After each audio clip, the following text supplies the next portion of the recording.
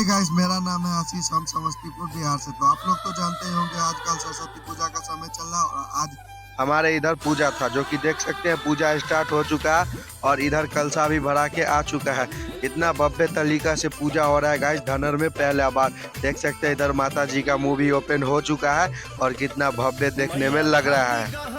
और आइए आज का हम अपने पंडाल का नाइट व्यू दिखाते हैं, जो कि देख सकते हैं ये मेन गेट है जाने वाला, जो कि देख सकते हैं पूरे लाइट से सजाया गया है। और इसके अंदर भी आप लोग को ले चलते हैं। देख सकते हैं यहाँ पे रात का नज़ारा, जो कि कितना बेहतरीन लग रहा है। और ये देख सकते हैं माता जी का मूर्ति रखा हुआ है यहीं पे, और देख सकते हैं कितना लाइट लगाया गया और कितना अच्छा डेकोरेशन किया गया है। आप लोग किए हैं कि नहीं कमेंट में ज़रूर बताएं, और आप लोग किधर होता है कि नहीं। देख सकते हैं गाइस कितना भव्य तरीका से गुफा सजाया गया।